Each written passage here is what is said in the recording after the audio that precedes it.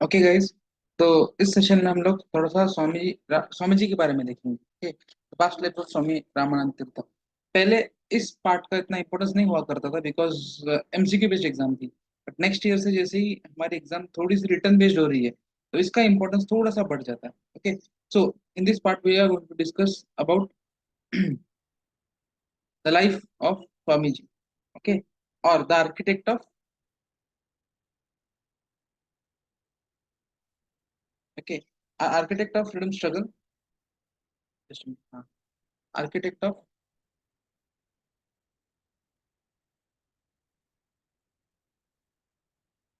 Architect of freedom struggle, that is Swami Ramanand Tirth. Okay, इनके बारे में थोड़ी सी इंफॉर्मेशन हम लोग लेंगे। ओके, सो सभी को पता है कि he was the main leader और an important personality in the context of the freedom struggle of Marathwada. Okay, इसके इन्हीं के गाइडेंस के अंदर या फिर इन्हीं के लीडरशिप के अंदर ये स्ट्रगल स्टार्ट भी हुआ था और अपने अंजाम तक पहुंचा भी था। ओके, बट इनके बारे में कुछ एस्पेक्ट्स देखने की कोशिश करोगे तो आपको ये पता चलेगा कि स्वामी रामानंद तीर्थ जो थे, he did not belong to Hyderabad. मतलब क्या, इनका बर्थ हैदराबाद में नहीं हुआ था कि हमने स्टार्टिंग में भी देखा था कि he was the person was not born in Hyderabad. इनका बर्थ कभी हैदराबाद में हुआ ही नहीं था। In fact he was born on 3rd of October। he was born on 3rd of October 1903 in a village called as Sindagi. Okay, Sindagi village जो कि बीजापुर में आता है।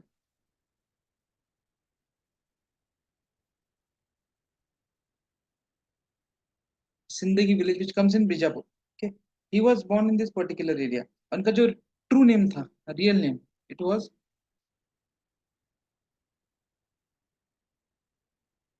वेंकटेश भवन,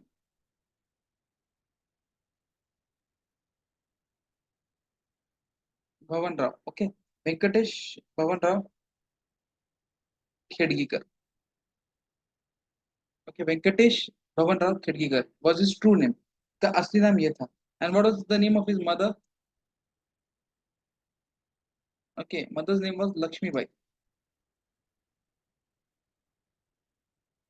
इनकी माँ का नाम लक्ष्मीबाई हुआ करता था। ओके, सो इनके जो फादर थे, okay, Bhavan Rao Khedgikar, he was a primary teacher.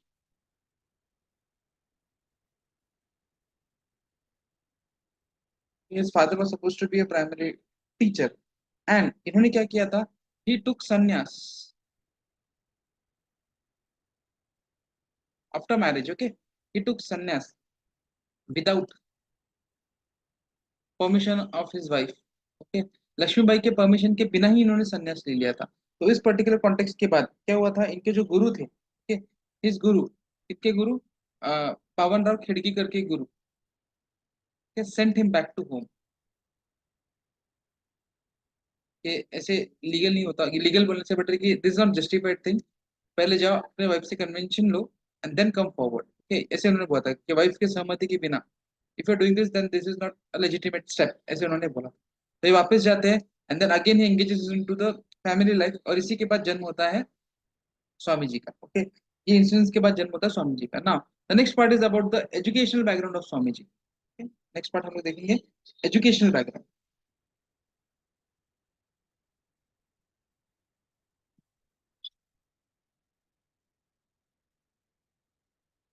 Okay, so Swami ji ने अपना जो प्राइमरी एजुकेशन होता है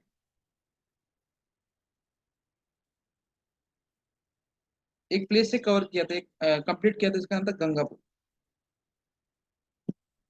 गंगापुर नाम के प्लेस से उन्होंने अपना प्राइमरी एजुकेशन कवर किया था। उसके बाद he took admission to Northcote government school. Okay, बाद में उन्होंने कहाँ पे एडमिशन लिया था? एक स्कूल जिसका नाम था Northcote. Okay, Northcote government school. ये कहाँ पे वर्क करती थी? It was in Solapur, a place in Maharashtra, south of Maharashtra, Solapur में उन्होंने एडमिशन लिया था। Then what he did, he gave up his early education. कब एजुकेशन सब कुछ उन्होंने छोड़ दिया? When Gandhi ji give a call for non cooperation. Okay 1920s के दरमियान बोल सकते हो। ओके, इन्होंने क्या किया था, अपना एजुकेशन छोड़ दिया था और फिर से ही टुक एजुकेशन इन तिलक महाराष्ट्र विद्यापीठ के बाद में, जो नॉर्थ कोर्ट से अपना एजुकेशन या फिर अपना एडमिशन निकाल के उन्होंने क्या किया था, तिलक, तिलक महाराष्ट्र विद्यापीठ,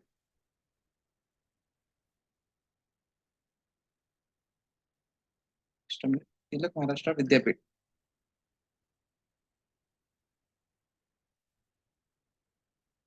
ओके, यहाँ पे अपना एडमिशन दर्ज कर पाया था, या और he got admitted to this particular school. Okay, then after this he went to National Education Institute. Okay, after this he went to National Education Institute.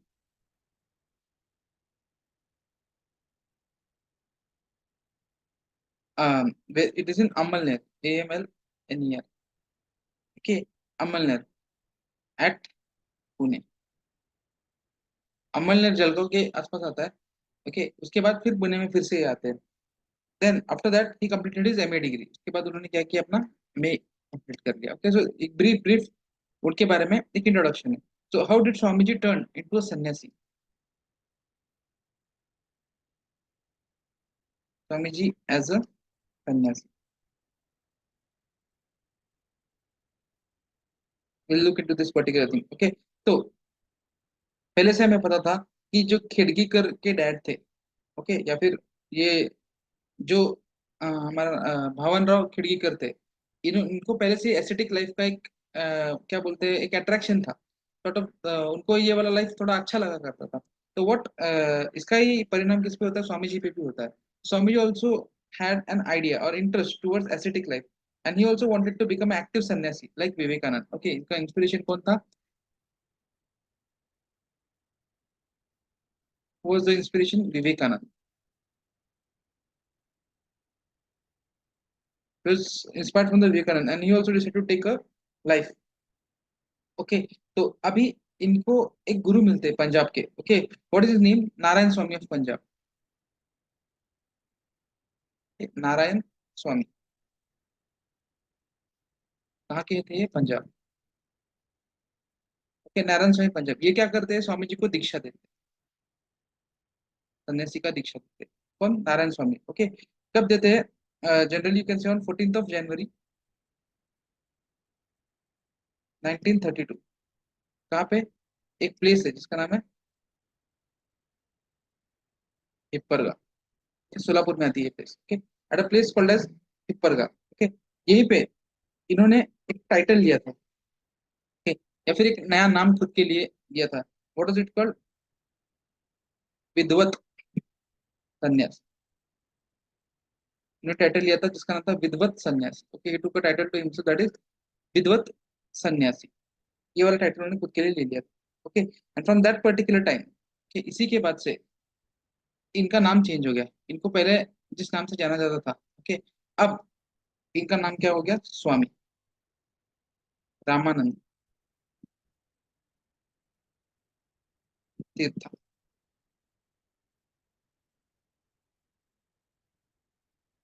Okay, I hope यहाँ तक की स्टोरी आपको समझ में आ रही होगी। इसके बाद जो नेक्स्ट पार्ट है, that is about Swami ji's entry into the public life.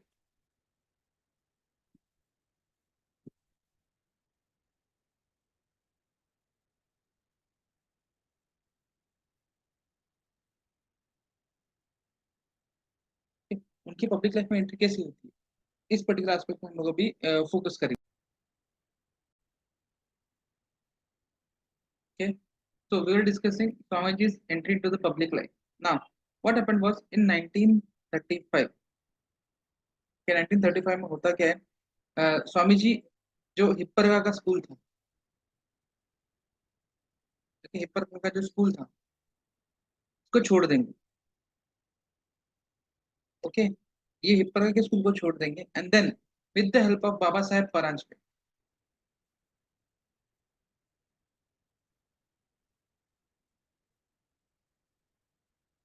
Swami ji with the help of Baba Saheb Paranjape, okay, और उनके कुछ एसोसिएट्स, इन सबको मिला के ये लोग क्या करेंगे, जो योगेश्वरी स्कूल है अम्बे जोगाई का,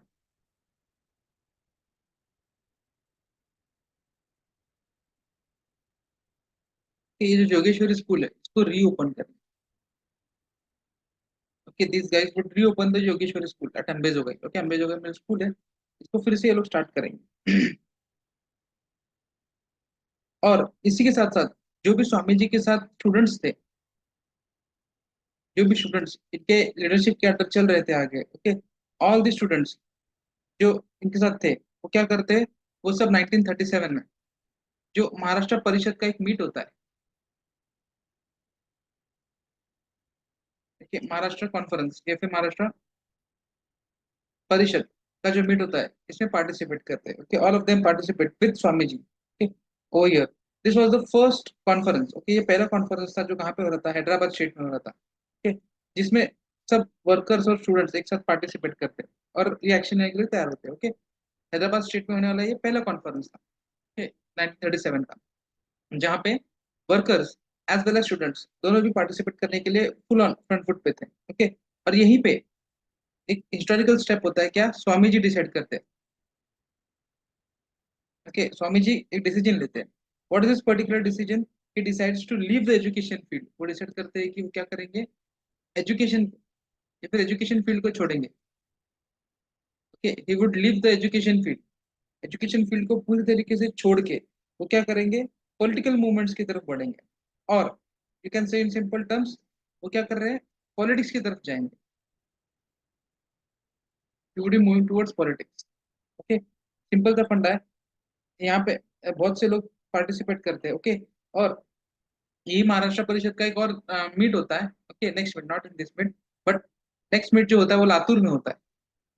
ओके और लातूर में स्वामी जी डिसीजन लेते हैं कि he is going to quit और he is going to leave the educational field and enter into the political या फिर पॉलिटिकल मूवमेंट्स की तरफ वो बढ़ेंगे। ओके तो हैदराबाद स्टेट कांग्रेस को बैन किया गया था। आई होप सबको याद होगा कि निजाम को कांग्रेस ये वर्ड पसंद नहीं आता था, तो इसीलिए 7 सितंबर में 1938 क्या किया गया था, हैदराबाद स्टेट कांग्रेस को बैन कर दिया गया था।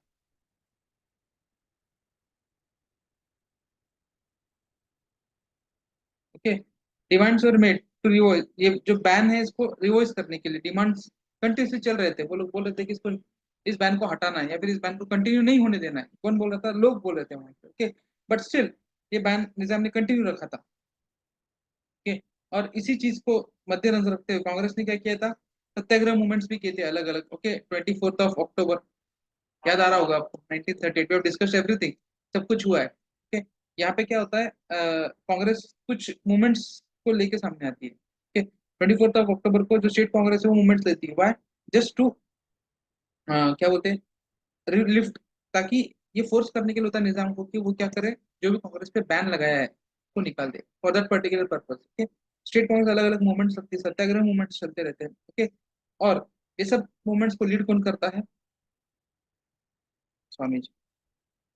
ठीक, इन सब मूवमेंट्स को लीड कौन कर रहा है, स्वामी जी कर रहे हैं। देन फाइनली इन्हीं एक्टिविटीज की वजह से ऑन 27 अक्टूबर 1938 क्या किया जाता है, स्वामी जी को अरेस्ट किया जाता है। ठीक Swami ji gets arrested on 27 अक्टूबर और इसी के साथ उनपे 1.5 ईयर का स्ट्रिक्ट पनिशमेंट लगता है।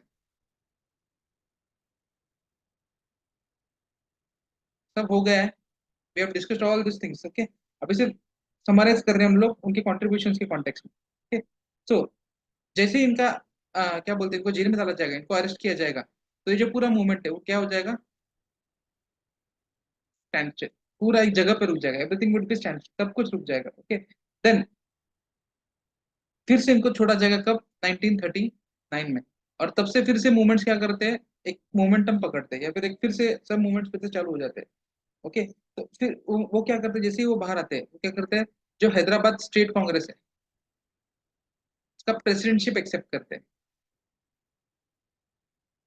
ही becomes the president of the state Congress. Okay फिर 1940 में इंडिविजुअल सत्याग्रह जब चल रहा था, गांधी जी ने हैदराबाद स्टेट से सिर्फ 5 लोगों को सत्याग्रह करने का परमिशन दिया था, या सिर्फ 5 सत्याग्रही को सिलेक्ट किया था, इनमें से एक स्वामी जी के, one amongst them was Swami ji himself. Okay at this time okay फिर से इनको जेल कर दिया गया था। ओके फॉर 15 मंथ्स, फिर से इनको जेल में डाला गया था फॉर 15 मंथ्स। कहाँ पे रखा था इनको, निजामाबाद जेल।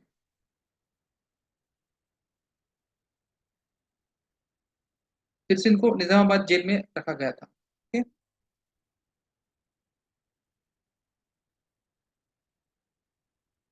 फिर से बाहर आते हैं और 1942 में, 1942 में फिर से इनको जेल में डाल दिया जाएगा। ओके, फिर क्या होता है 1946 में समवॉट। ओके, जो कांग्रेस पे, स्टेट कांग्रेस पे बैन था, this ban was lifted.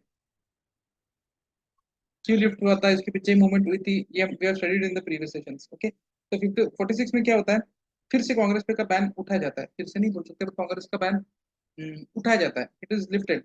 And then the first session of this Congress takes place in Hyderabad. Okay, first session, ban उठाने के बाद से पहला session of state Congress takes place in Hyderabad. And obviously इसका हेड कौन रहेगा, या फिर इसका प्रेसिडेंट किसको इलेक्ट किया जाएगा, स्वामी जी को, obviously. Okay, Swami ji, Swami ji was first elected president,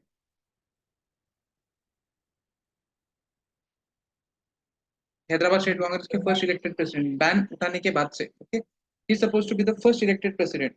अभी इसके बाद क्या होता है कि इन्होंने, स्वामी जी ने अपने मूवमेंट्स में कभी भी, ओके, कभी भी कास्ट सिस्टम को नहीं इंट्रोड्यूस किया। Okay, he never interfere in caste system, he never, कभी नहीं किया उन्होंने। Okay, he never interfered in the caste system in his movements। Okay, या फिर स्ट्रगल ऑफ फ्रीडम जो भी चला था, इसमें उन्होंने कास्ट सिस्टम को कभी इंपॉर्टेंस नहीं दी, या फिर उनको कभी बीच में लेके नहीं आए। ओके, देन इसी के साथ साथ था कि किसी को भी पॉलिटिकल फ्रीडम के साथ साथ इकोनॉमिक फ्रीडम भी मिलना चाहिए। ओके, पॉलिटिकल फ्रीडम के साथ साथ साथ इकोनॉमिक फ्रीडम भी जरूरी होता है। पॉलिटिकल फ्रीडम के साथ साथ इकोनॉमिक फ्रीडम भी जरूरी होता है। ओके, हर सिटीजन को इसे मिलना चाहिए, उनको रखा था। तो उनके साथ कुछ लोगों की लीडरशिप थी। ओके, कौन कौन थे, एक तो स्वामी रामानंद तीर्थ खुद थे। ओके, उनके साथ आते हैं ए के वाघमारे। ओके, ए के वाघमारे, इनके बाद आते हैं दिगंबर राव बिंदु,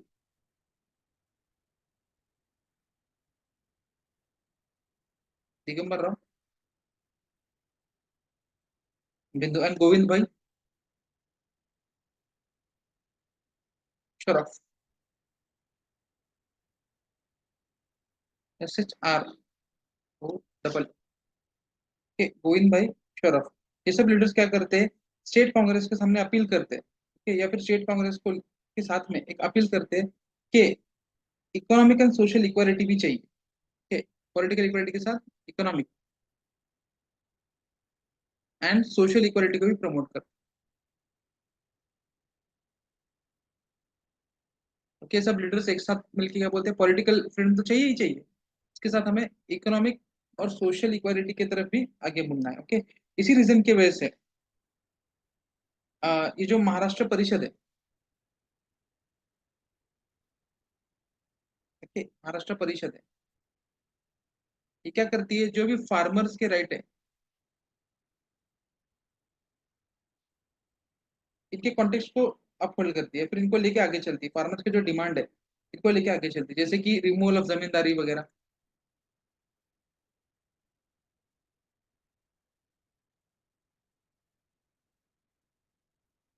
ये सब करेंगे कब, जैसे ही हैदराबाद इंडिपेंडेंट होगा उसी के साथ साथ टेनेंसी लॉज लाएंगे, जमींदारी को एबॉलिश करेंगे, ये सब चीजों की बात होती है। ओके, और इन सब चीजों का क्रेडिट किसको जाता है, ऑब्वियसली स्वामी जी को जाता है। ये फ्यूचरिस्टिक थिंकिंग हर किसी में लाने का काम कौन कर रहा है, स्वामी जी ही कर रहे हैं। ओके, तो you must be getting an idea about this particular thing. Okay, उसके बाद क्या होता है, कम्युनिस्ट पार्टी जो है वो क्या करती है, एक मिलिटेंट मूवमेंट चालू करती है तेलंगाना में। Okay, communist party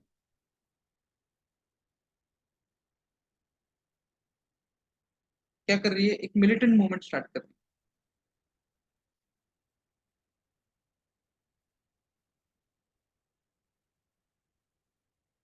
okay, Telangana में, फिर हैदराबाद में बोल सकते हो, कब, 1948 में। ओके, किसके लिए कर रही है ये, फार्मर्स के लिए कर रही है। ओके, इसी चीज को हाँ, आगे बढ़ाने आगे बढ़ाना बोलने से बेटर हम बोल सकते हैं कि इस चीज को अपोज करने के लिए, बिकॉज सी कम्युनिस्ट पार्टी जब आएगी वो क्या करेंगे, वॉयलेंस को एक मीडियम बोल के चलेंगे। ठीक है? तो इसी को अपोज करने के कॉन्टेक्स्ट में, इसको अपोज करने के लिए स्वामी जी क्या करेंगे, एक पद यात्रा निकालेंगे। ओके, ये जो इंजस्टिस हो रहा है जमींदार के अगेंस्ट में, कॉमन मैन को लेके दबाने में जो भी चीजें हो रही है कम्युनिस्ट पार्टी के एंड से, तो इसको अपोज करने के लिए ये क्या करते हैं, पद यात्रा निकालते हैं। कब? इन 1950। ये 1950 में पद यात्रा निकालते हैं। अ, इनकी इसके अगेंस्ट में, तो जो लोग वायलेंस कर रहे हैं इस पर्टिकुलर इवेंट्स में, उनके अगेंस्ट में वो एक पद यात्रा निकाल रहे हैं। ओके, तो ये इवेंट होता कहाँ है, ये एक प्लेस है हैदराबाद में, इसका नाम है नालागुंडा। नालागुंडा। ओके, हैदराबाद में एक प्लेस है जो कि वरंगल डिस्ट्रिक्ट में, वहां पे इंसिडेंट होता है।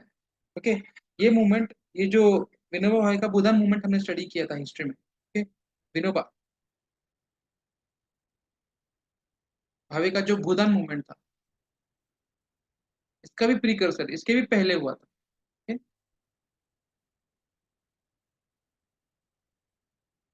विनोबा भावे का जो भूदान मूवमेंट था, इसके भी बहुत पहले हुआ। ठीक है, अब आपको यहाँ तक समझ में आ रहा है। इसके बाद जो स्वामी जी जब इंडिपेंडेंस मिल गया, तो स्वामी जी फिर इलेक्शंस के लिए भी ठहरते हैं।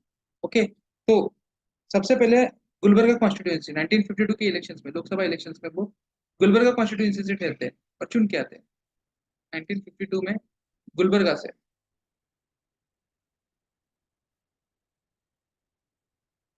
गुलबर्गा से वो लोकसभा का सीट लेते हैं।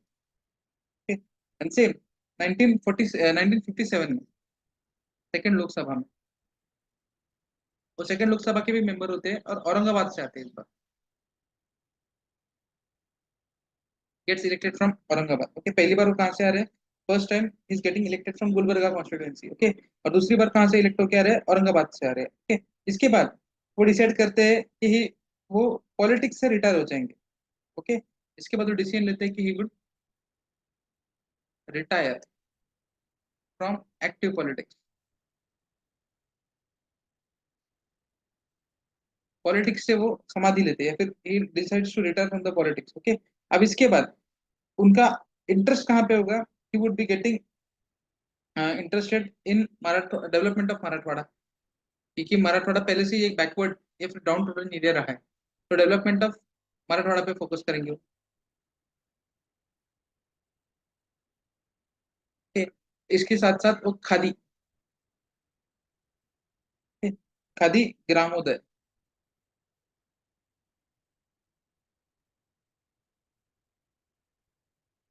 यानी कि क्या, खादी इंडस्ट्रीज को प्रमोट करने के लिए वो काम करेंगे। ओके, और इसके साथ साथ एग्रीकल्चरल रिफॉर्म्स के बारे में बात करेंगे। ओके, यानी कि पॉलिटिक्स से तो वो निकल गए, बट अब सोसाइटल डेवलपमेंट्स के पीछे वो चल रहे हैं। ओके, और 1953 में वो क्या करते हैं, जो संयुक्त महाराष्ट्र मूवमेंट चल रही है। ओके, 1953 में जो संयुक्त महाराष्ट्र मूवमेंट चल रही है, इस संयुक्त महाराष्ट्र मूवमेंट को में के लीडर से वो बात करते हैं, की मीटिंग लेते हैं। ओके, और उनको बोलते हैं कि कैसे आपको बैलेंस रख के चलना है महाराष्ट्र में, और मतलब अलग अलग एरियाज में जो भी बैकवर्ड टोटल रीजन है, कि जो भी बैकवर्ड एरियाज है महाराष्ट्र के, उनको कैसे आपको साथ में लेके चलना है, इस बारे में वो बात करते हैं। ओके, प्रोग्रेस कैसे होना चाहिए इसकी बात करते हैं। ओके, इसी के साथ साथ वो Marathwada independent university,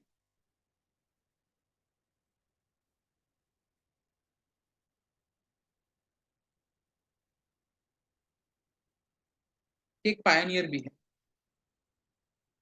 okay, he was supposed to be a pioneer of the Marathwada Independent University. Okay, वो भी कहाँ पे है, गोदावरी जी जो रिवर है, गोदावरी रिवर के ईस्टर्न साइड में। ओके, गोदावरी रिवर के ईस्टर्न साइड में, जस्ट राइट ओवर हियर, जो गोदावरी रिवर है उसके ईस्ट में ये क्या करेंगे, एक गुरु का आश्रम था। ओके, उसका नाम था स्वामी जी, स्वामी ओंकार।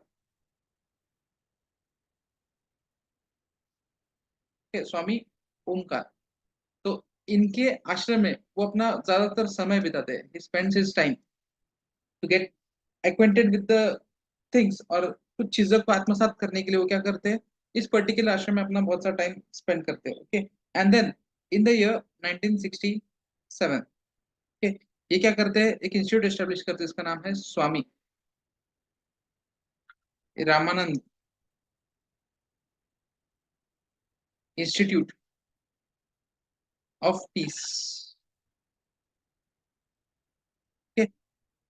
Sorry, Swami Ramanand institute of peace establish करते हैं इन द ईयर 1967।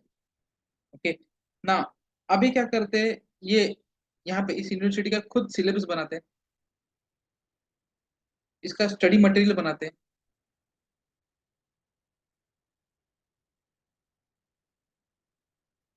जिसमें soul and social science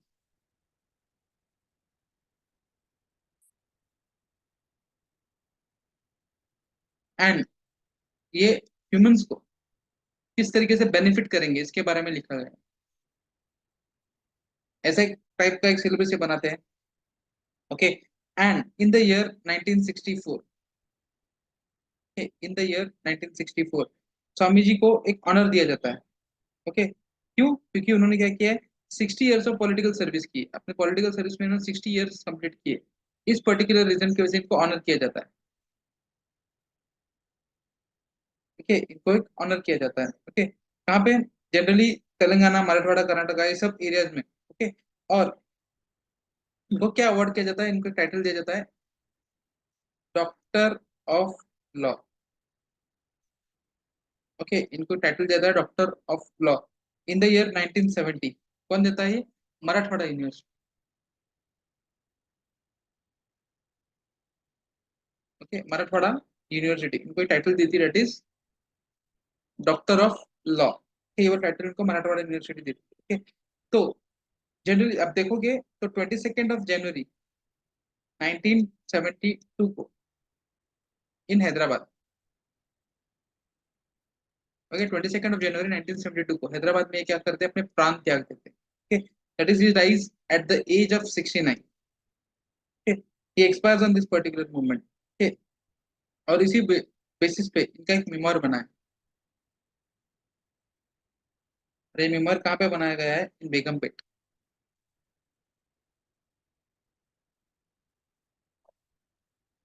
Begumpet के एरिया में इनका एक मेमोर बनाया गया है। कहाँ पे? ये आज के टाइम पे बेगमपेट इन हैदराबाद। ओके, तो ये थी स्टोरी स्वामी स्वामी जी के बारे में, स्वामी रामानंद तीर्थ के बारे में। Okay, now let's move to the next part, that is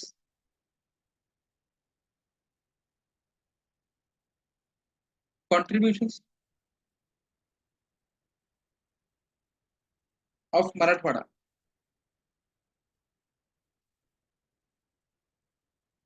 in Samyukta Maharashtra movement.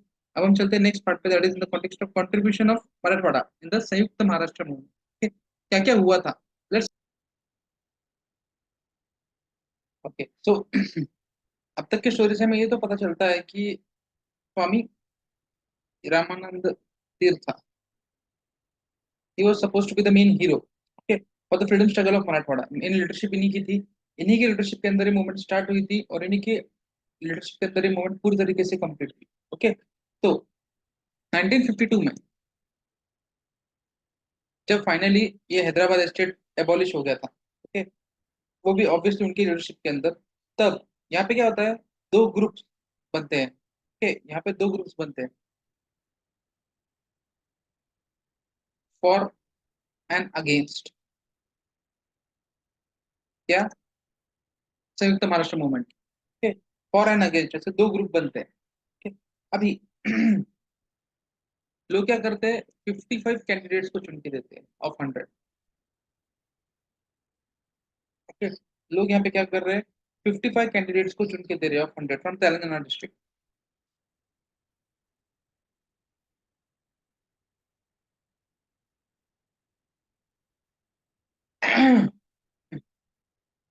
Okay, ये क्या कर रहे हैं, ये लोग फोर्स कर रहे हैं कि स्वामी जी का जो ओपिनियन है that should be carried forward. Okay, इसी टाइम फ्रेम में जो हैदराबाद विधानसभा है, इसमें टोटल 175 सीट्स। ओके, जो हैदराबाद विधानसभा है इसमें टोटल 175 सीट्स थे, जिसमें के 93 सीट्स कौन जीतता है? कांग्रेस। ओके, 93 सीट्स कांग्रेस जीतता है और 82 सीट्स मिलते हैं अपोजिशन को।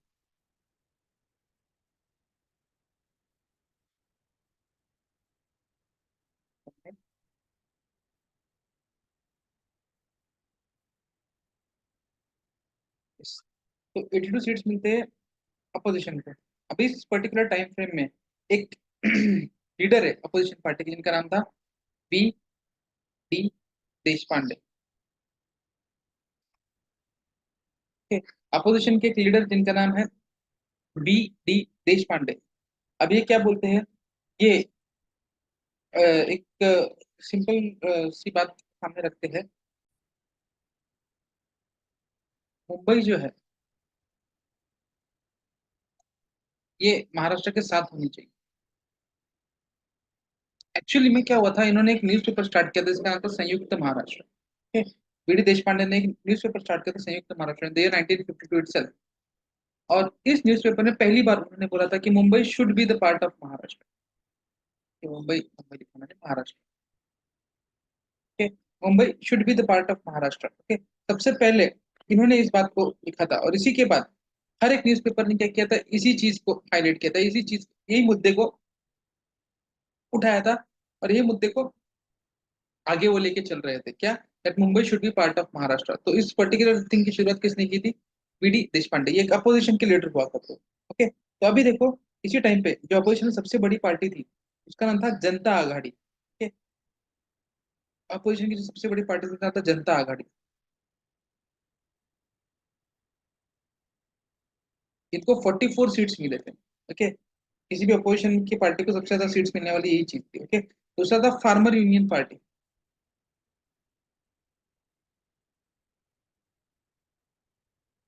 इनको 10 सीट मिले थे। ओके, फार्मर यूनियन पार्टी को 10 सीट मिले थे एंड सोशलिस्ट थे, इनको 10 सीट्स मिले।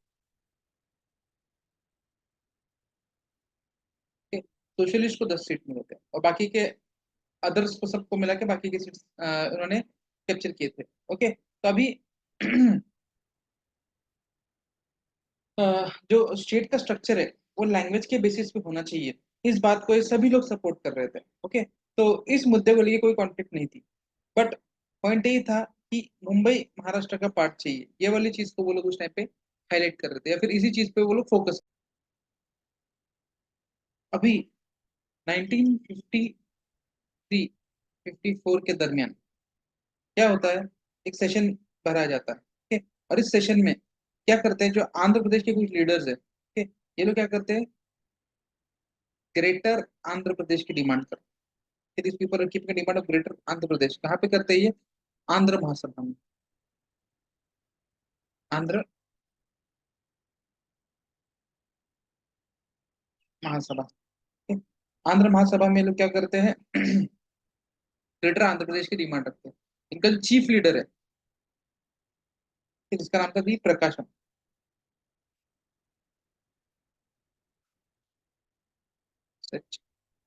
टी प्रकाशम, ये प्रेसिडेंट होते हैं उस पर्टिकुलर सेशन के। ठीक है? अभी ये जो संयुक्त महाराष्ट्र का डिमांड है और जो लिंग्विस्टिक रीजन्स की प्लानिंग के बारे में बात चल रही है, इन सब चीजों का डिस्कशन भी इस चीज में होता है। ओके, संयुक्त महाराष्ट्र का और लिंग्विस्टिक रीजन या फिर लिंग्विस्टिक बेसिस पे स्टेट्स बनाने का जो डिस्कशन है वो यहाँ पे होता है। ओके, और इसी के साथ साथ एक कमीशन भी बैठी थी, हम सबको याद है, जिसका नाम है फजल अली। कमीशन बिठाई गई थी, फजल अली कमीशन, जो अपने रिपोर्ट में भी क्या बोलती है कि लिंग्विस्टिक रीजनल स्टेट्स की पॉलिसी को हम एडवेंट कर सकते हैं, फिर इसको हम स्वीकार कर सकते हैं। ओके, लिंग्विस्टिक स्टेट के प्रिंसिपल को हम लोग एक्सेप्ट करते हैं, ये वाली रिपोर्ट ऐसे कुछ आके हमारे सामने बोलती है। ओके, सो ये जब रिपोर्ट आती है तब इंडिपेंडेंट तेलंगाना, ये जो रिपोर्ट है ये क्या करती है, दो चीजों के बारे में मेंशन करती है। एक है independent Telangana, okay, and second is independent Vidarbha.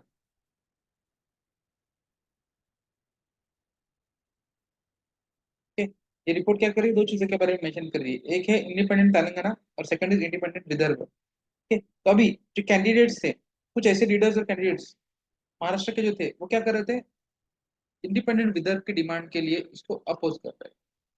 ये डिमांड के कॉन्टेक्स्ट में इस रिपोर्ट को अपोजिशन दिया जा रहा था, किसके साइड से, जो भी महाराष्ट्र के साइड के लोग थे उनको। एंड सेम थिंग, जो डॉक्टर चन्ना रेड्डी नाम के पर्सन थे, ओके, डॉक्टर चन्ना रेड्डी नाम के एक पर्सन थे, तो ये क्या कर रहे थे, ये इस डिमांड को सपोर्ट कर रहे थे। ओके, इंडिपेंडेंट तेलंगाना के डिमांड को सपोर्ट कर रहे थे। इनके साथ कौन थे, 15 से 20 और कैंडिडेट्स थे जो इस डिमांड को सपोर्ट कर रहे थे, बट कांग्रेस ने कभी इनको सपोर्ट नहीं किया। okay? कांग्रेस नेवर सपोर्टेड चन्ना रेड्डी। बट इसके अपोजिशन में कांग्रेस ने क्या किया, जो अपोजिशन थे, जो अपोजिशन थे, इनके 55 कैंडिडेट्स थे जो चाहते थे कि तेलंगाना सेपरेट ना हो, उनको सपोर्ट किया। तो जो डॉक्टर ये है चन्ना रेड्डी, इन्होंने क्या किया, जो सबसे बड़ी पार्टी थी उस टाइम पे अपोजिशन की, ओके, जो हमने यहाँ पे भी देखा था, आई गेस लिखा होगा आपने, हाँ, जनता आघाड़ी, यस, अब रिटर्न हो गई है। ओके, तो ये जो जनता आघाड़ी थी, इनको उसने ब्राइब करने की कोशिश की। ओके, ये जो जनता आघाड़ी थी, इनको ब्राइब करने की कोशिश की, किसे, चिन्ना रेड्डी ने ड्राइव करके उनके जो मेंबर्स है या फिर कैंडिडेट्स है, इनको अपने तरफ लेने की कोशिश की, बट ये हो नहीं पाए। He failed in doing this particular thing.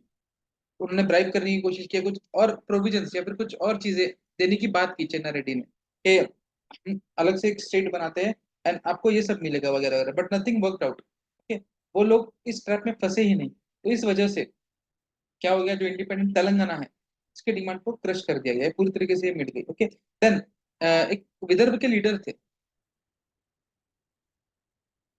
Okay, Vidarbha के एक लीडर थे जिनका नाम था ब्रिजलाल बियानी। के विदर्भ के एक लीडर थे, इनका था ब्रिजलाल बियानी। इन्होंने क्या किया, इन्होंने लोगों को कन्विंस किया कि विदर्भ और मराठवाड़ा अगर एक साथ आ जाए तो इसमें बहुत सारे फायदे। ओके, व्हाट डिड इट, इन्होंने सबको कन्विंस किया कि अगर विदर्भ और महाराष्ट्र एक साथ आके एक इंडिपेंडेंट स्टेट बनाते हैं तो इसमें सभी का फायदा है, सभी को बहुत अच्छे से रिप्लाई होगा। ओके, और इन्होंने ऐसे ही बोला कि हम लोग जो मराठी स्पीकिंग पीपल यानी कि जो वेस्टर्न महाराष्ट्र, इससे अलग नहीं होंगे, will be with them. But इस पर्टिकुलर टाइम पे एक पर्सन, इनका नाम है श्री काशीनाथ, श्री काशीनाथ राव वैद्य। ओके, ये उस टाइम के जो हैदराबाद विधानसभा थी के प्रेसिडेंट थे। ओके, श्री काशीनाथ राव वैद्य, ये उस टाइम के विधानसभा, हैदराबाद विधानसभा के प्रेसिडेंट थे। इन्होंने अपने एक क्या बोलते स्पीच में क्या बोला था, कि ही डिमांडेड, और ये वो बोले थे कि जो फजल कमीशन ने जो बोला है कि मराठवाड़ा सेपरेट होना चाहिए। ओके, सॉरी, फजल कमेटी ने विदर्भ के बारे में बात किया था, सॉरी। तो इन्होंने क्या बोला था कि मराठवाड़ा ये जो है ये सेपरेट होना चाहिए, should not be part of Maharashtra or Hyderabad state, but it should in itself be separated। ये एक चीज उन्होंने अपने स्पीच में बोली थी। और इस टाइम पे जो लोग थे, लोगों ने इसको जम के विरोध किया था। Okay, no one was in support of this particular statement of Shri Kashinath Rao Vaidya. इन्होंने बोला था कि मराठवाड़ा जो है सेपरेट एंटिटी चाहिए, एक प्रेसिडेंट चाहिए विधान परिषद के, हैदराबाद विधान परिषद के। तो इनके स्टेटमेंट को हर किसी ने नेगेट किया था, या फिर no one was in the support of this particular state. Then next part which comes is resolution of Samyukta Maharashtra. Resolution of Samyukta Maharashtra इन हैदराबाद विधानसभा। हैदराबाद विधानसभा, हैदराबाद विधानसभा में फाइनली जब संयुक्त महाराष्ट्र का क्या बोलते हैं, एक रेजोल्यूशन पास किया गया, to discuss about this particular part. Okay, just a minute.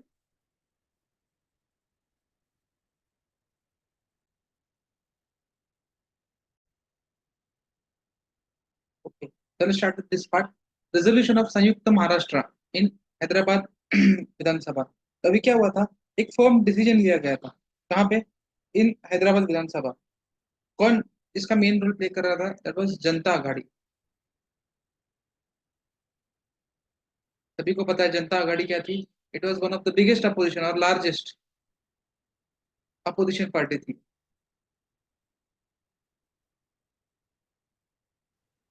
Okay, it was So supposed to be the next largest thing opposition is party. Janata Aghadi was supposed to be the largest uh, opposition party. Okay, just a minute. तो अभी हो क्या रहा था, इन लोगों ने एक demand को आगे रखा, दैट इज संयुक्त महाराष्ट्र विद मुंबई। ओके, इस डिमांड को आगे रखा था संयुक्त महाराष्ट्र विद मुंबई। महाराष्ट्र कैसे बनना चाहिए, संयुक्त महाराष्ट्र मुंबई को लेके बनना चाहिए। ओके, अभी आपको पता है कि अपोजिशन में कितने लोग थे, 82, इनमें से 44 किसके थे, जनता आघाड़ी के थे, सबसे बड़ी अपोजिशन पार्टी थी ये। ओके, तो अभी इन लोगों ने क्या किया, इन लोगों ने अपनी रखा कि महाराष्ट्र क्या होना चाहिए, मुंबई के साथ होना चाहिए, और कांग्रेस ने भी इस पर्टिकुलर चीज को सपोर्ट किया। ओके, तो कांग्रेस के 92 और इनके 82, ये लोग मिला के 93, सॉरी कांग्रेस के 93 इनके 82, 82 नहीं 44 सॉरी, कांग्रेस के 93 और इनके 44, नियरली ये लोग मिलके क्या करते हैं, संयुक्त महाराष्ट्र विद मुंबई, इस रेजोल्यूशन को पास करते हैं। ओके, एंड इतिहास गवाह है कि पूरे हिस्ट्री में हैदराबाद विधानसभा वाज ओनली सभा, पूरे हिस्ट्री में ये एक ऐसी एकमेव विधानसभा थी जिसने संयुक्त महाराष्ट्र विद मुंबई के रेजोल्यूशन को पास किया। इनके अलावा ये वाला काम किसी ने नहीं किया। None of the other Vidhan Sabha has done this particular thing. In fact Maharashtra के खुद की विधानसभा ने भी ये कभी किया नहीं था, मुंबई की विधानसभा ने। ओके, तो किसने किया था, संयुक्त, हाँ सॉरी, हैदराबाद विधानसभा ने संयुक्त महाराष्ट्र विद मुंबई इस रेजोल्यूशन को पास किया था। अभी इस पर्टिकुलर सेशन में इसको पास करने की जिम्मेदारी किसकी थी, VD Deshpande sir, VD Deshpande की रिस्पॉन्सिबिलिटी इस रेजोल्यूशन को पास करवाना, रिस्पॉन्सिबिलिटी किसकी थी, वीडी देशपांडे की थी। ओके, अभी इनका मानना एक और था, व्हाट ही बिलीव के स्टेट प्लानिंग का bill banana, okay just making the bill of state planning isn't enough, ये काफी नहीं है, किसी स्टेट प्लानिंग का एक बिल बनाना काफी नहीं, क्योंकि असली मुद्दा जो था, what was the real matter, it was the linguistic groups, specially two linguistic group, Maharashtra को छोड़ोगे तो टू लिंग्विस्टिक ग्रुप के बारे में चर्चा चल रही थी। Which were this two linguistic group, पहला लिंग्विस्टिक ग्रुप था, it was Telangana with Andhra. पहला ग्रुप था तेलंगाना विथ आंध्रा, और सेकंड था बेलारी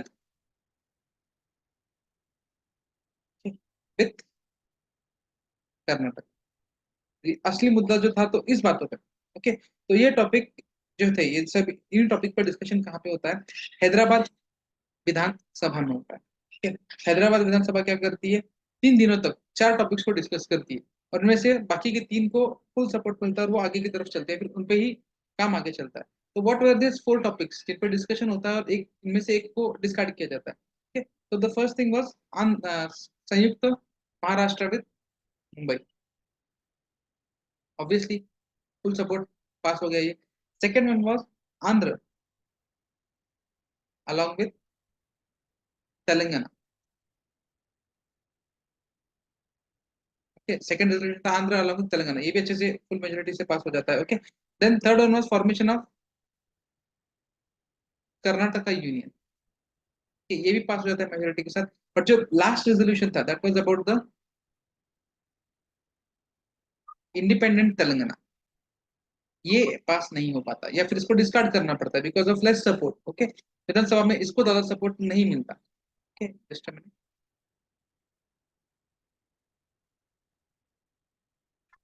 कि विधानसभा में इसको ज्यादा सपोर्ट नहीं मिलता, फॉर दैट पर्टिकुलर केस इसको डिस्कार्ड कर दिया जाता है। ओके, ना विधानसभा में क्या होता है, जनरली 2/3 मेजोरिटी के साथ सब चीजें पास हो रही थी। ओके, तो Telangana demand of Telangana with Andhra and Mumbai with Karnataka, इसको फुल मेजोरिटी से हमने देखा है, अभी थोड़ी देर पहले अच्छे खासा मेजोरिटी इसको मिल रहा था। ओके, देन अभी ये जो वीडी देशपांडे थे, ओके, वीडी देशपांडे क्या करते हैं, जो सेक्रेटरी थे, ओके, जो सेक्रेटरी थे उस टाइम के, okay, that is Hanumant Rao, okay, जिनका नाम था श्री हनुमंत राव।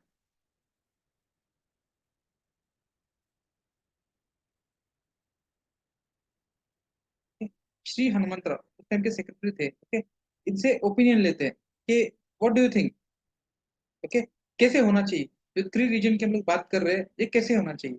और इनके ओपिनियंस पे वो क्या करते हैं, विधानसभा में एक्सप्रेस करते हैं, फिर इन्हीं को सबके सामने रखते हैं वो, कि ताकि इस पे अच्छे से डिस्कशन हो और एक हमें वे मिले, वे आउट मिले इन सब डेडलॉक्स के बीच में, ठीक है। तो वीर देश पांडे क्या करते हैं, वो बोलते हैं कि we have something in front. तो फाइनली वीर देश पांडे ने क्या किया था कि इंडिपेंडेंट तेलंगाना, ओके, इसको हम नहीं सपोर्ट करते, ऐसा वाला स्टेटमेंट बोला था। और कौन कौन इस बात को सपोर्ट करते कि there should not be independent Telangana, ऐसे पूछा था। The majority of the people, you can say more than 2/3 of the people were in the favour कि इंडिपेंडेंट तेलंगाना नहीं होना चाहिए। और इस वजह से इस वाले डिमांड को क्वेश्चन कर दिया जाता है, या फिर इस वाले डिमांड को खारिज कर दिया जाता है, ओके। देन अभी जो मराठवाड़े के एमएलए हैं हैदराबाद विधानसभा के, ये इन लोगों ने क्या किया था, ये रेडी हो गए थे कि हैदराबाद का डिवीजन कुछ इस तरीके से होना चाहिए कि कुछ पार्ट यहाँ पे जाना चाहिए, कुछ पार्ट इधर डिस्कार्ड होना चाहिए, वगैरह वगैरह, ओके। तो इस टाइम पे अभी देखो कुछ डिमांड्स ऐसे भी हुए थे, जैसे कि पहली डिमांड जो डॉक्टर चन्ना रेड्डी ने की, what is the demand doctor चन्ना रेड्डी, हमने थोड़ी देर पहले ही देखा था, ओके। तो डॉक्टर चन्ना रेड्डी सेड कि he want an independent Telangana, independent Telangana. मैंने आपको बोला था वीडियो देशमुख के help से क्या कर दिया गया था, इस वाले डिसीजन को भी क्वेश्चन कर दिया जाता, और यू कैन से it was set aside, this decision was set aside, okay. इसके बाद ब्रिजलाल बियानी, इन्होंने भी एक डिमांड रखी थी, व्हाट वाज इट, कि विदर्भ जो है, विदर्भ और मराठवाड़ा को मिला के एक स्टेट बनाना है,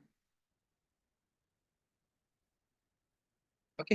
विदर्भ और मराठवाड़ा को मिला के एक स्टेट बनाना है, इस वाली चीज को भी बाजू में रख दिया गया था, this demand was also set aside, okay. इसको भी थोड़ी देर के लिए बाजू रख दिया था। एंड फाइनली जो हैदराबाद विधानसभा है, ओके, ये राइटिस्ट हैदराबाद विधानसभा, इन्होंने क्या किया था, राइटिस्ट प्लस लेफ्टिस्ट इन दोनों का सपोर्ट लेके, okay? इन्होंने क्या किया था, एक रेजोल्यूशन पास किया था, that was formation of Samyukta Maharashtra, okay. क्या किया इन्होंने, एक रेजोल्यूशन पास किया, that was formation of Samyukta Maharashtra, okay. तो इस तरीके से हम लोग देख सकते हैं, और दिस इज विजिबल कि कैसे संयुक्त महाराष्ट्र के फॉर्मेशन में, ओके, संयुक्त महाराष्ट्र के फॉर्मेशन में कैसे तेलंगाना ने बहुत ही इंपॉर्टेंट रोल प्ले किया है, ओके। कैसे तेलंगाना एंड आंध्र ने कैसे इंपॉर्टेंट रोल प्ले किया, आज के टाइम का तेलंगाना और आंध्र दो अलग अलग स्टेट्स हो गए, तो इन लोगों ने संयुक्त महाराष्ट्र मूवमेंट में कैसे इंपॉर्टेंट रोल प्ले किया है, we have seen this particular thing from, okay. तो अब इस पर्टिकुलर गैदरिंग के सब मेन फोकस यहाँ पे सब करवाने का मेन रोल कौन प्ले कर रहा है, पर्सन बीडी देश पांडे, ठीक है, आपको समझ में आ रहा होगा ना। Again will discuss this. So BD Deshpande was supposed to be the chief, ये जो गैदरिंग हो रही थी, गैदरिंग हुई थी कहाँ पे, एट कुर्ला, ओके। गैदरिंग भरी थी कहाँ पे, कुर्ला में, ओके। कुर्ला में गैदरिंग भरी थी, उसके चीफ कौन थे, बीडी देश पांडे थे, ओके। तो अभी यहाँ पे एक चीज होती है, बट उसके पहले ये जान लो कि ये जो मीट भर रही है, जिसके चीफ कुर्ला में जो मीट भर रही है, इसके चीफ कौन थे, ओके। इसके प्रेसिडेंट कौन थे, इसके प्रेसिडेंट थे एनजी गोरे, एन जी गोरे, इसके प्रेसिडेंट कौन थे, NG Gore. And NG Gore was supposed to be the president of Samajwadi party, he was the president of Samajwadi party, okay. तो अभी इस पर्टिकुलर मीट में देश पांडे आते हैं सामने और एक स्टेटमेंट देते हैं, ओके। क्या बोलते हैं कि come on all the people farmers and workers, okay. किसको बोल रहे हैं, वो एड्रेस कर रहे हैं farmers and workers of Samyukta Maharashtra, क्या बोल रहे हो, farmers and workers of Samyukta Maharashtra should come forward and form their own union, क्या बोल रहे हैं वो, form their own union and become independent, खुद के यूनियंस बनाओ और इंडिपेंडेंट हो जाओ। से कौन बोल रहा है? ऐसे देश पांडे बोल रहे हैं सभी लोग, फार्मर्स और व्हाट कैन से, फार्मर्स और वर्कर्स को बोल रहे हैं कि अपने ग्रुप्स बनाओ, यूनियन बनाओ और इंडिपेंडेंट हो जाओ। Okay, this was the appeal made by him. Okay, then in Vasant Vyakhyanmala, VYAEHAN, Mala, okay? इन वसंत व्याख्यानमाला जो कि सेमिनार होते थे पुणे में, पुणे में सेमिनार हुआ करते थे वसंत व्याख्यानमाला। ओके, उसमें उन्होंने क्या बोला था? We belong to Maharashtra. Okay, statement याद रखना, पूछ सकते हैं कि स्टेटमेंट किसने बोला। We belong to Maharashtra. In fact जब आंसर्स लिख रहे हो तब ऐसे स्टेटमेंट कोट करने के बाद ज्यादा मार्क्स मिलते हैं। Okay, we belong to Maharashtra and now we have to take fight. Okay, we belong to Maharashtra and now we have to take fight of Mumbai with Maharashtra. Take fight of Mumbai with Maharashtra. ठीक? ये वाला statement दिया किसने था? ये वाला स्टेटमेंट बीडी देश पांडे ने दिया था। इसमें वसंत व्याख्यानमाला जो कि सेमिनार हुआ करते थे पुणे में, याद रखनी ये चीज। ओके, तो आई होप यहाँ तक का पार्ट क्लियर आ रहा है ना। Will be discussing the last second part of this particular topic, that is about the general.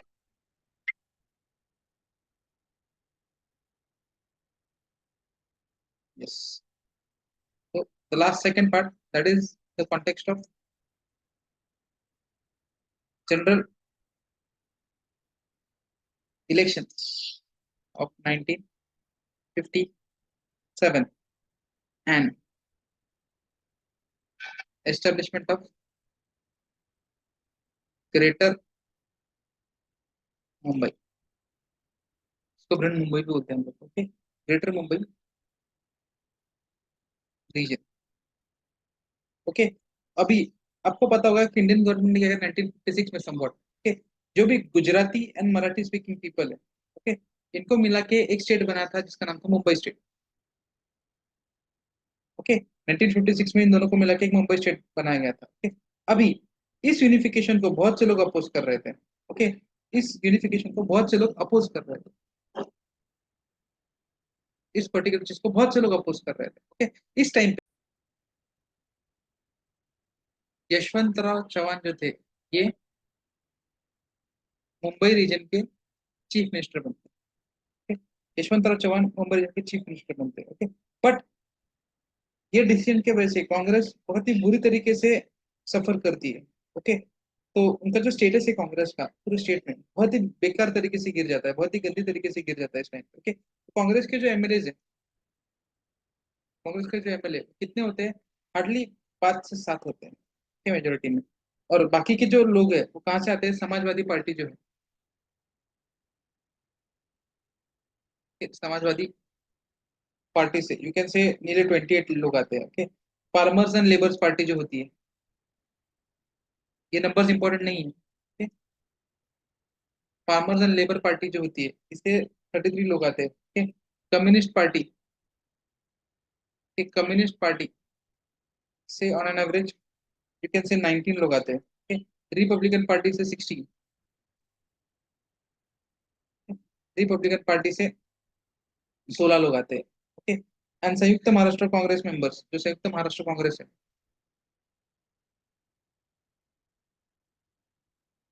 Maharashtra Congress members है, ये लोग कितने आते हैं? ऑन एवरेज 8 आते हैं। ओके, तो इसी हिसाब से वो लोग क्या करते हैं? टर्न बाय टर्न जो हेड है उसको चेंज करते हैं। जैसे कि फर्स्ट ईयर जो होता है, 5 साल का टर्म होता है विधानसभा का, तो फर्स्ट ईयर जो होता है SN जोशी प्रिसाइड करते हैं। सेकेंड ईयर जो होता है, okay, you have Bhai Uddhav Rao Patil,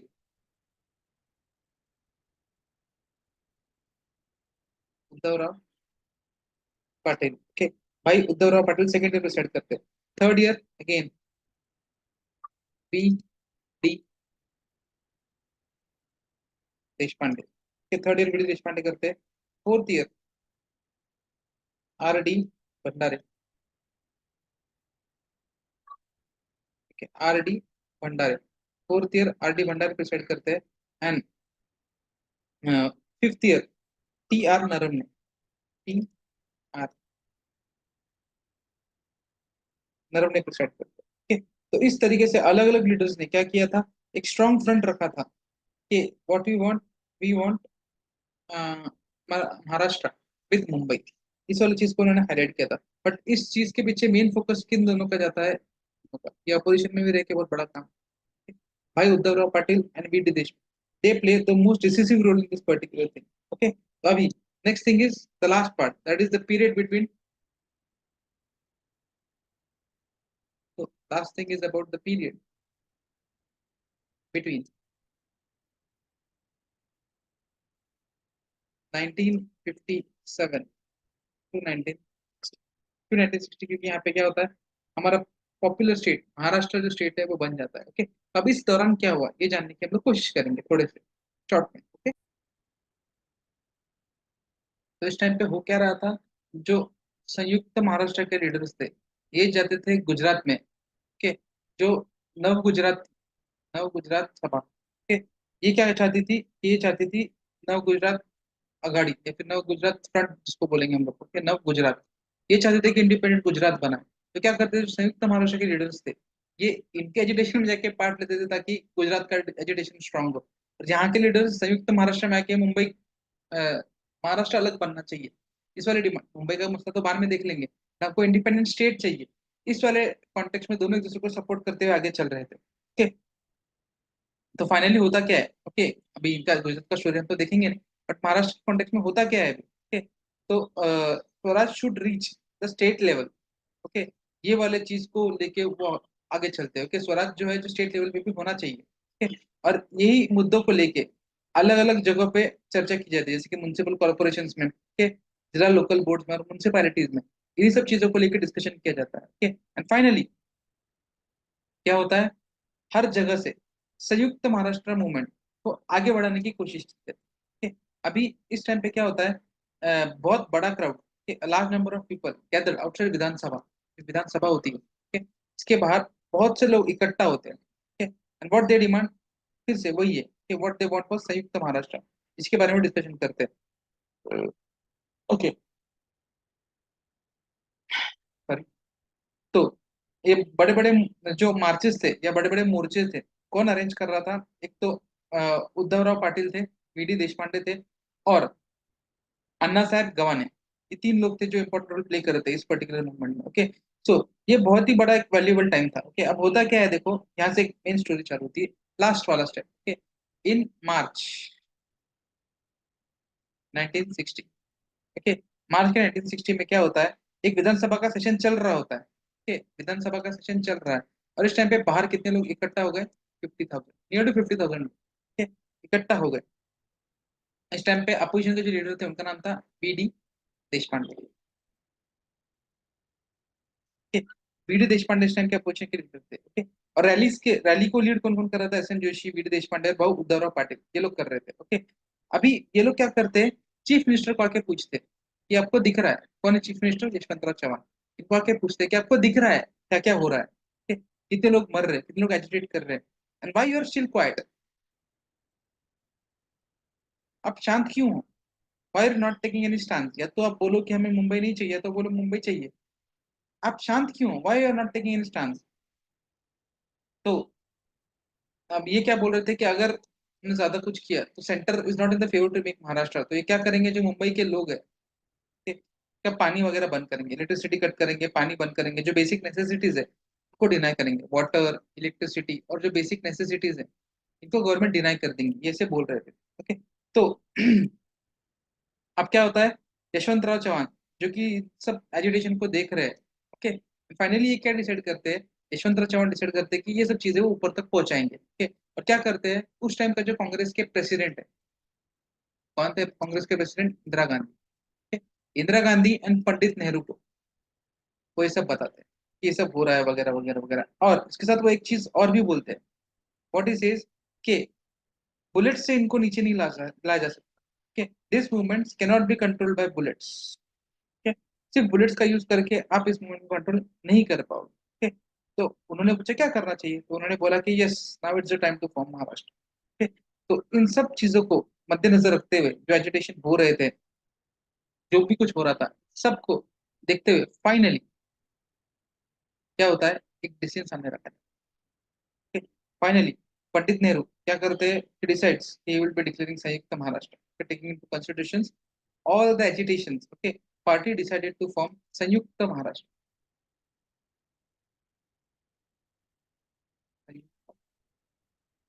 Maharashtra क्या डिसाइड कर रहे हैं कि वी विल बी फॉर्मिंग संयुक्त महाराष्ट्र। ओके, और ये ऑर्डर पास हो जाता है। And finally on 1 May 1960, on 1 May 1960 कहाँ पे, एट शिवाजी पार्क।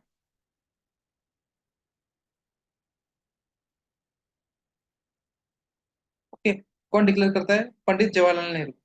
ओके, ये क्या कर सामने आते हैं और ये डिक्लेयर करते हैं, कौन, Nehru ji comes forward and he declares that Maharashtra would be a separate state, its capital in Mumbai, वही कैपिटल के साथ। ठीक, और 10 इसी के साथ साथ महाराष्ट्र का ड्रीम फुलफिल होता है और ये टॉपिक भी खत्म होता है। तो this topic ends over here. और इसके साथ ये बुक का जो इंपॉर्टेंट पार्ट है जहाँ तक हमको स्टडी करना है, कि last part is not that much important.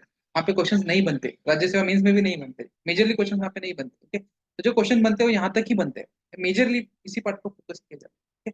So the story of Maharashtra formation ends over here. I hope you guys have enjoyed this particular session. यहाँ तक की स्टोरी आपको समझ में आई होगी। We are ending this particular part. Let's see इसके बाद क्या, कौन सा टॉपिक हमें लेना है, क्या डिस्कस करना है। बट महाराष्ट्र हिस्ट्री जो कि 11th की बुक है, 11th स्टेट बुक, यहाँ पे खत्म होती है। तो thank you for being attentive. I hope you guys have enjoyed the session. कुछ भी बोलना हो तो कमेंट बॉक्स आपके लिए ओपन है, you can give me suggestions. Okay, चलो, थैंक यू गाइस।